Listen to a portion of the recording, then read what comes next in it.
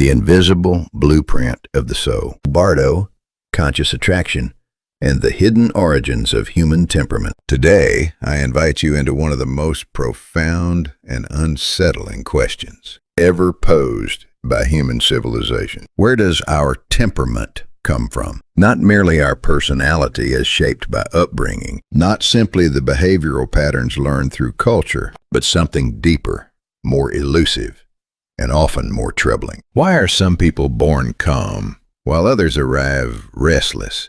Why does one child naturally seek control, another safety, another intensity, another approval, long before life has had enough time to teach them these patterns? To explore this question, we must step beyond the familiar boundaries of modern psychology and into one of the most radical texts ever produced in the history of spiritual thought. The Tibetan Book of the Dead, known traditionally as the Bardo. This lecture is not an invitation to religious belief. It is an invitation to philosophical curiosity. If you find these explorations meaningful and wish to continue engaging with deep, contemplative lectures like this, I encourage you to subscribe now. It allows you to receive future discussions with ease and continuity, without interruption. Now, let us begin. Temperament before birth. Genetics, psychology, or something else? In the modern Western worldview, temperament is often explained through two dominant frameworks. One, genetics, which tells us that more than 50% of temperament is inherited. Two, developmental psychology, which explains how early environment shapes emotional regulation, attachment, and behavior. And yet, even these models leave unanswered questions. Why do siblings raised in the same household, with the same parents, develop radically different inner worlds? Why does one child display fear without obvious cause, while another exhibits hunger for dominance, validation, or chaos?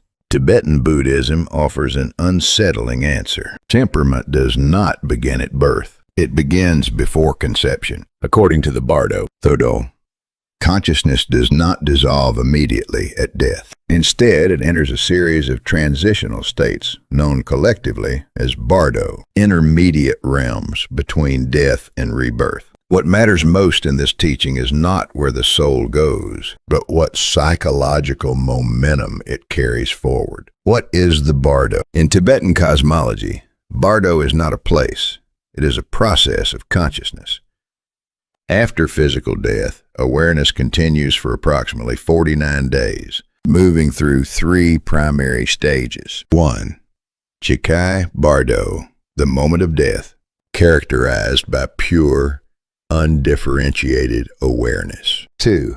Chonyi Bardo, the emergence of symbolic visions, shaped by one's karma, fears, and desires. 3. Sidpa Bardo, the phase in which consciousness is irresistibly drawn toward rebirth. It is within the Sidpa Bardo that temperament is silently forged. Here, consciousness does not choose a future life rationally. It is pulled by attraction, fear, obsession, and emotional familiarity. The Tibetan tradition asserts that what the mind clings to in this state becomes the psychological blueprint of the next life.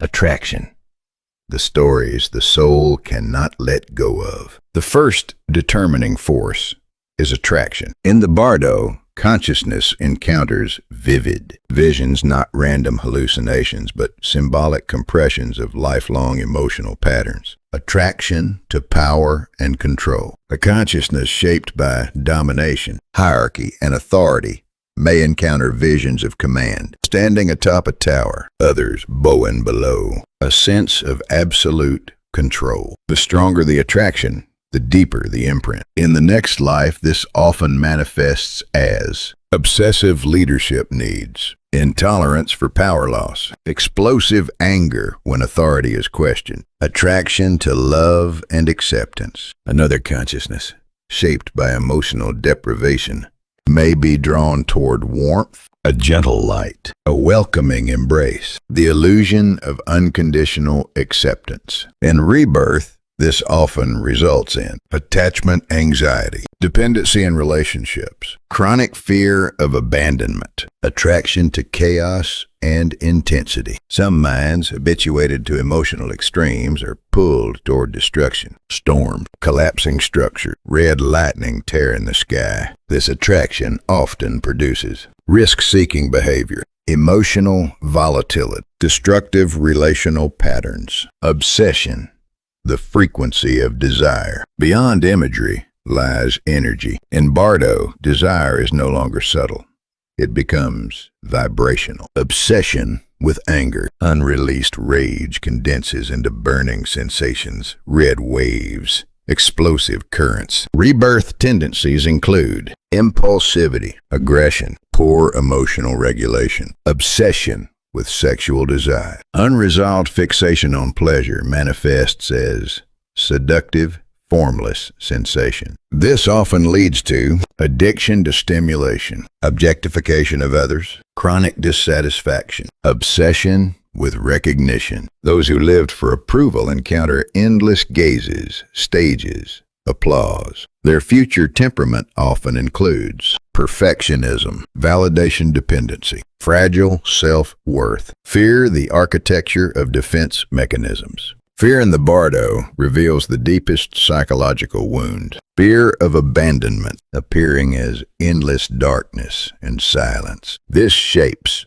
anxious attachment, emotional clinging, fear of solitude, fear of powerlessness, experienced as being swept away by uncontrollable forces. This creates control obsession, anxiety disorders, avoidance of responsibility, fear of guilt, manifesting as accusing faces and inescapable judgment. This results in chronic shame, depression, hypersensitivity to others' emotions, emotional adhesion when feelings become identity. Finally, the most decisive factor. What feeling does consciousness cling to? Clinging to safety creates risk avoidance, excessive caution, resistance to change. Clinging to sadness creates emotional depth paired with melancholy, nostalgia fixation, identity built around suffering. We now arrive at one of the most seductive and therefore most dangerous forces shaping human temperament. Pleasure, not pain, not fear, but pleasure itself. In the Tibetan understanding of consciousness, pleasure is not innocent. It is adhesive. It binds awareness far more quietly than suffering ever could. Today we will examine what happens when consciousness becomes attached not to safety, sorrow, but to joy, excitement, stimulation, and emotional elevation. Attachment to pleasure when joy becomes identity. The third concrete case described in Tibetan teachings concern a consciousness that has made pleasure its center of gravity. Some individuals live their lives oriented around excitement, emotional highs, sensory intensity, constant stimulation. For them, joy is not a passing state. It becomes identity. When such a consciousness enters the Bardo, it does not seek silence or resolution. It is drawn instead to brilliant golden lights, waves of exhilaration, radiant pulses of delight. These are not rewards. They are reflections. The Bardo does not grant pleasure. It mirrors desire. And when consciousness clings to these pleasurable sensations, a distinct temperament naturally follows in the next life. A stimulation-seeking disposition, optimism coupled with high impulsivity, a lifestyle oriented toward emotional elevation. At first glance, this may seem harmless, even admirable. But the Tibetan tradition warns us. What feels joyful in the Bardo often becomes restlessness in life. How does the Bardo shape the next life? The core teaching of Tibetan Buddhism can be summarized with striking clarity. What consciousness chooses, clings to, fears, and emotionally adheres to in the Bardo becomes the residual blueprint of the next life. This residual imprint is referred to as the remainder of consciousness. It is not memory. It is not personality. It is pattern. As consciousness enters a new life, this remainder functions like an invisible architectural plan, a temperament schematic. Consider the recurring patterns. Attraction to power visions, control-oriented temperament. Attraction to affection. Anxious or dependent attachment. Obsession with anger-aggressive disposition. Domination by fear of abandonment, attachment, insecurity. Adhesion to sadness. Emotional sensitivity. Obsession with pleasure, impulsivity, and risk preference. From this perspective, temperament is not newly created. It is continued. The Bardo as a psychological mirror. It is essential to understand that the Bardo is not a fantasy realm. It is a psychological mirror where everything accumulated in life, emotions, memories, desires, fears, appears in compressed symbolic form. And most importantly, how consciousness responds to this mirror determines what it carries forward. Even after death, the individual remains a chooser. Consciousness does not drift passively into rebirth. It actively reconstitutes itself through habitual patterns. Thus, rebirth is not random migration. It is pattern repetition. 3 residual forces that shape temperament. Tibetan masters identify 3 dominant residues that remain after the Bardo experience. 1. Residue of attachment. This creates dependent tendencies, clinging behaviors, obsessive relational patterns. 2. Residue of fear. This generates avoidant or anxious temperaments, hypervigilance, emotional sensitivity. 3. Residue of anger. This results in defiance, control impulses, explosive emotionality. The Bardo is therefore not merely an intermediate state, it is the final emotional imprint transferred into a new life. A critical question: is genetics a myth? At this point, a reasonable question arises. If temperament is shaped in the Bardo, does that mean genetics is false? Tibetan Buddhism answers decisively. No, genetics is real, but it is not ultimate. Modern science tells us 40–60% of temperament is genetically influenced. Personality traits correlate with DNA patterns. Nervous system sensitivity shapes emotional reactivity. Brain development is influenced by parental genetics. Children may be sensitive, energetic, relaxed, aggressive. These tendencies undeniably have biological roots. But Tibetan Buddhism asks a deeper question. Why this genetic environment? Tibetan Buddhism answers the question science does not ask. Tibetan teaching states, the consciousness in the Bardo chooses the parents. This does not deny genetics. It explains why genetics appears where it does. From this view, parental temperament, genetic predispositions, cultural environment, emotional climate are not accidents.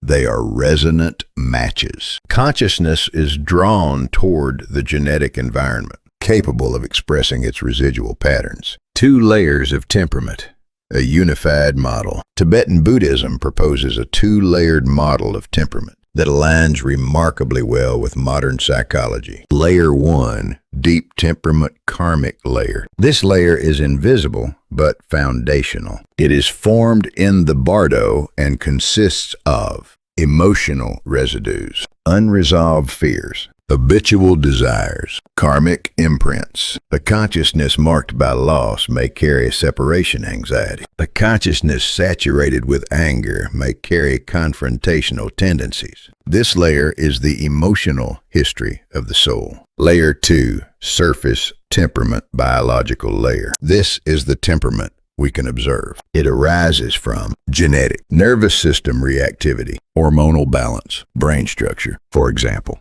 a genetically sensitive nervous system amplifies emotional responsiveness.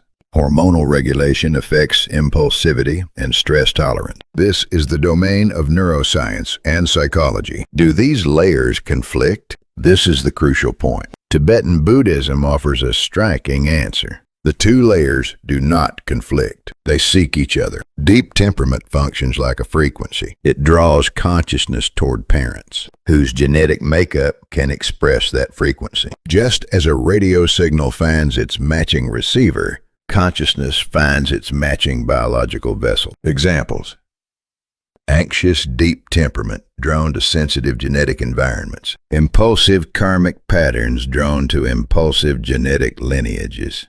Calm, deep temperament, drawn to emotionally stable households. Thus, rebirth is not random, it is resonant alignment. Not accident, but alignment. Tibetan Buddhism is unequivocal. No one is born by accident. The consciousness in the Bardo selects a genetic structure, an emotional environment, a cultural context, capable of embodying its unresolved patterns. If deep temperament is the blueprint, surface temperament is the structure built upon it. One designs, the other manifests. Conclusion: where spirit and science meet. To summarize the Tibetan two-layer model, deep temperament arises from karmic history and Bardo experience. Surface temperament arises from genetics and biology. Consciousness aligns itself with parents, whose genetic traits can express its deep patterns. Human temperament, therefore, is neither purely spiritual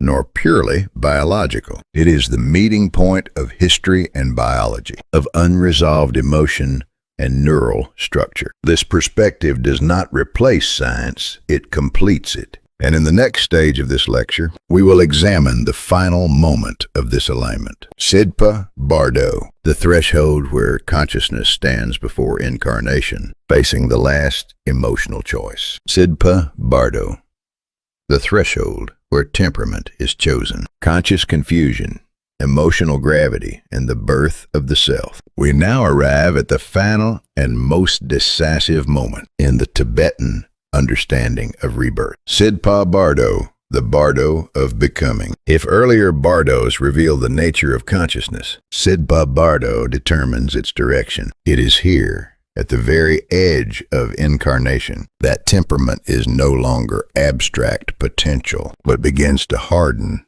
into destiny. What is Sidpa Bardo? The Tibetan Book of the Dead describes 6 Bardos in total. Sidpa Bardo is the last of them, the threshold between disembodied awareness and embodied life. In this state, consciousness does not perceive reality clearly. Forms appear, but lack solidity. Emotions surge, but without narrative coherence. Awareness is intense, yet disoriented. This is not peaceful reflection. It is existential turbulence. The soul is no longer anchored by a body, yet not fully anchored in a new one. And in this confusion, something crucial happens. Visions as emotional echoes. In Sidpa Bardo, the soul encounters visions, but these are not external beings in the ordinary sense. They are psychological waves, manifestations of unresolved emotional residue from previous lives. The tradition emphasizes 4 dominant emotional forces that move the soul. 1. Sexual or generative desire. 2. Fear. 3. Attraction to light. 4. Attraction to warmth. These are not random impulses. They function like gravitational fields, pulling consciousness in specific directions. And whichever force the soul responds to most strongly becomes the core template of the next life's temperament. Emotion as direction, not decoration. Tibetan tradition insists on a subtle but radical idea. In Sidpa Bardo, emotion is not decoration. Emotion is navigation. The soul does not think its way into rebirth. It moves emotionally. What the soul resonates with, what it clings to, flees from, or longs for, determines the path into incarnation. Thus, the emotional reaction in Sidpa Bardo becomes the blueprint of temperament. 3 archetypal pathways of temperament. Let us examine the classical examples given in the tradition. 1. Attraction to warm, light, stable, and gentle temperament. When a soul is drawn toward warm, comforting visions, soft light, soothing presence, emotional safety. This indicates that stability outweighed fear in Sidpa Bardo. Such souls enter incarnation guided by acceptance rather than panic, hope rather than avoidance. In life, this often appears as Emotional steadiness, trust in others, a calming presence in relationships. These individuals often seek closeness and safety, not through dependency, but through constructive intimacy. 2. Flight from fear. Anxious or avoidant temperament. Some souls experience overwhelming fear in Sidpa Bardo. Rather than moving towards something, they move away. This fleeing motion crystallizes into a lifelong pattern of avoidance. Such individuals may display heightened vigilance, sensitivity to social threat, a tendency to withdraw under pressure. Modern psychology recognizes this pattern as anxious or avoidant attachment. What is striking is this: even without significant early trauma, these individuals often arrive in life already primed to expect danger. From the Tibetan perspective, this expectation is not learned, it is carried. 3. Strong desire. Impulsive and possessive temperament. When a soul clings intensely to desire, whether for pleasure, control, or emotional intensity, that desire does not dissolve at birth. Instead, it condenses. The resulting temperament often includes high motivation, emotional volatility, strong focus paired with frustration, intolerance. Desire itself is not condemned in Tibetan thought. The issue is density, desire that becomes too concentrated to release. Why do these Bardo movements shape the fetus? According to the Tibetan Book of the Dead, the soul does not consciously select a womb like a rational agent. Rather, it is pulled. The soul is drawn toward a gestational environment whose emotional and genetic conditions can express its internal pattern. Examples given in the tradition are remarkably specific. A soul seeking warmth is drawn to emotionally nurturing parents. A fearful soul gravitates toward sensitive nervous systems. A desire-driven soul is attracted to emotionally intense family lines. This is where deep temperament and genetic temperament converge. Deep and surface temperament. One pattern, two levels. Tibetan Buddhism describes temperament as operating on two layers. Deep temperament karmic layer, formed in Sidpa Bardo, composed of emotional residues, determines direction and bias. Surface temperament biological layer, formed through genetics and neurodevelopment, determines expression and intensity. Deep temperament provides the orientation. Surface temperament provides the mechanism. The fetus inherits genetic traits, but those traits become meaningful only because the soul was drawn to them. The controversial teaching gendered attraction in Sidpa Bardo. One of the most misunderstood teachings concerns gender. The Tibetan Book of the Dead states, a soul destined for male embodiment experiences attraction toward the mother. A soul destined for female embodiment experiences attraction toward the father. This shocks modern readers until we clarify the meaning of desire. This is not sexual desire. It is identificatory attraction, a pull toward complementary energy. Complementary energy, not carnal impulse. In Tibetan philosophy, every consciousness carries a directional polarity, a karmic momentum toward masculine or feminine embodiment. Thus, a masculine karmic orientation resonates with feminine energy. A feminine karmic orientation resonates with masculine energy. This attraction functions as a gateway, guiding the soul into the appropriate biological lineage. It is not about the parents as individuals. They function as mirrors, reflecting the soul's internal structure. A modern psychological parallel. Interestingly, modern psychology offers a parallel concept: shadow projection.